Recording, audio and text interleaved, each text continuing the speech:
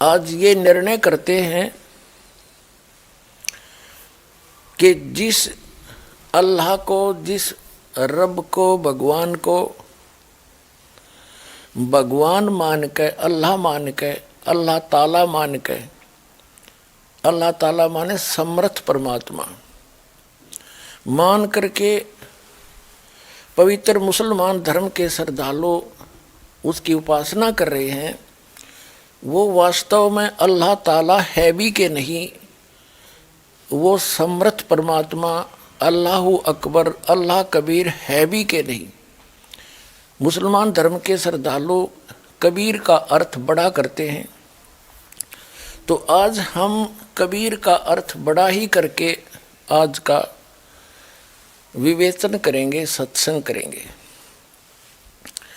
तो मुसलमान धर्म की पवित्र पुस्तक है होली कुरान, यानी पवित्र कुरान शरीफ। उसको चाहे पवित्र कुरान मजीद कहो, केवल कहने का अंतर है, लेख में कोई अंतर नहीं है।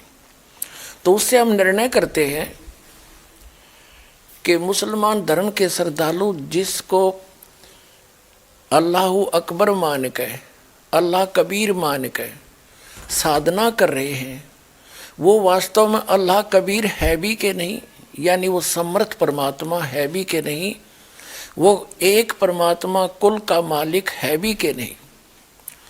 इससे पहले थोड़ा सा विवेचन करेंगे कि मुसलमान धर्म की पुण्यात्माएं, श्रद्धालु भक्त मुसलमान ये मानते हैं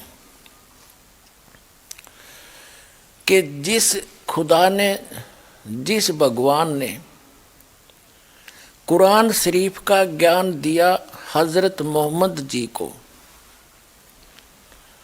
वो उनका अल्लाह है, वो उनका खुदा है।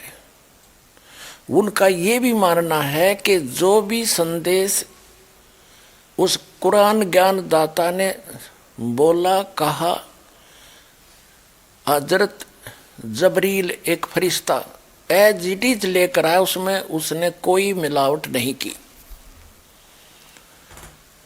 तो उस ज्ञान के प्राप्त होने के कई कारण लिखे हैं।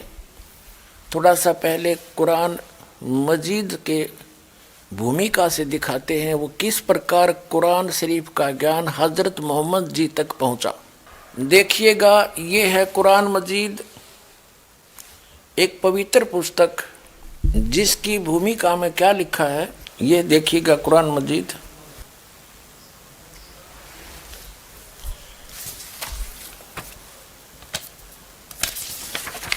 ये कहाँ से प्रकाशित है? कुरान मजीद हिंदी मुतजरमा, अरबी मतन, तर्जुमा मौलाना फतेह मोहम्मद खान साहिब जालंधरी, तसही मौलाना अब्दुल मजीद सरवर साहिब, प्रकाशक है Farid book depot private limited, नई दिल्ली, इतने का।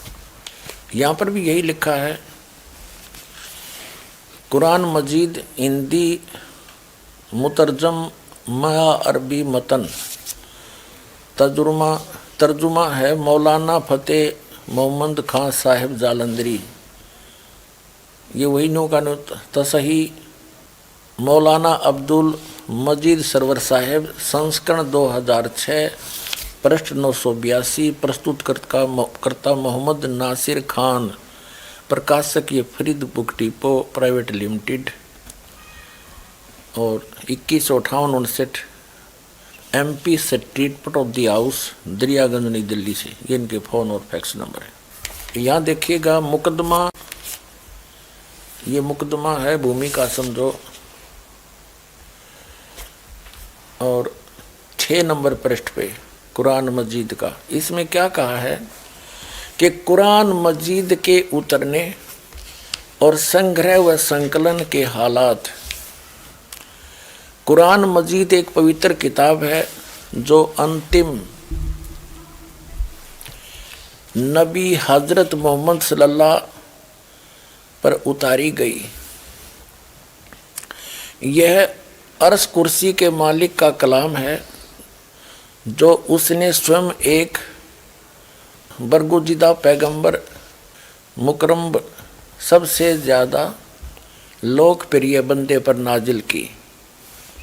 इस्लाम का आधार इसी आसमानी फरमान आदेश पर है। जिसने अनुपालन किया हुआ इस्लाम के दायरे में दाखिल हुआ और जिसने जरा भी अवज्ञा की वह इस पाकीज़ा जमात इस्लाम से अलग हो गया और अल्लाह के बागियों में शामिल हुआ।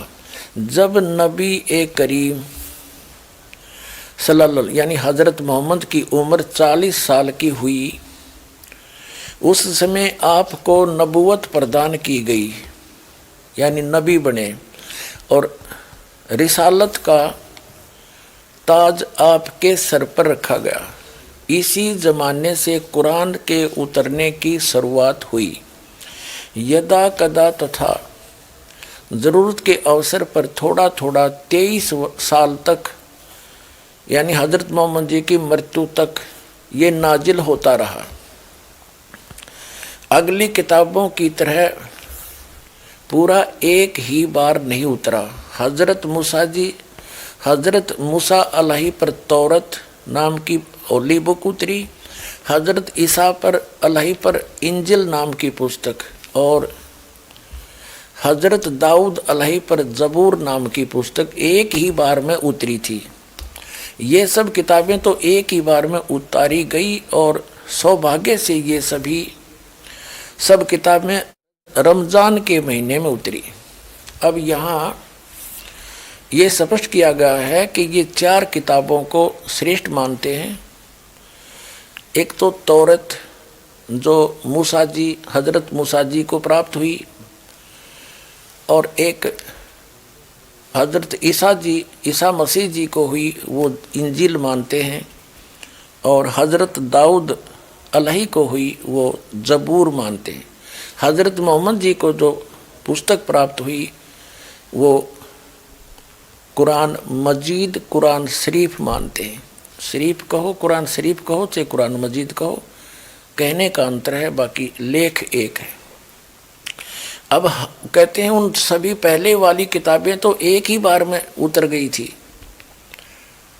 और ये बुक जो होली बुक पवित्र कुरान हज़रत मोहम्मद जी जब 40 वर्ष के हुए तब से उनको ये संदेश आना शुरू हुआ और उनकी मृत्यु तक जब वो 63 वर्ष की आयु में उनका देहांत हुआ तब तक ये आती रही। इनका कहना ऐसा है। अब